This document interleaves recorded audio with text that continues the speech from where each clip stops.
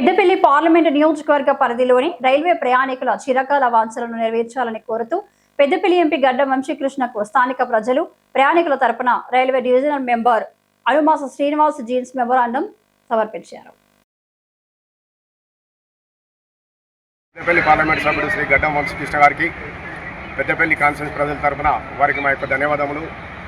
వల్లారస నుండి కాజీపేట నడుస్తున్నటువంటి ప్యాసింజర్ రైలును సికింద్రాబాద్ వరకు పొడిగించాలని, రవీంద్ర గాని కొల్లూరులో నిలుపుదల చేయాలని, రామగుండంలో ఎక్స్ప్రెస్లను నిలుపుదల చేయాలని, Navjivan super fast express, Swarna Jayanti, గరీబ్రథ్ మరియు మిలీనియం ఎక్స్ప్రెస్లను నిలుపుదల చేయాలని పెద్దపల్లి ఎంపీ శ్రీ గడ్డం వంశీకృష్ణ గారికి మెమోరాండం ఇవ్వడం జరిగినది.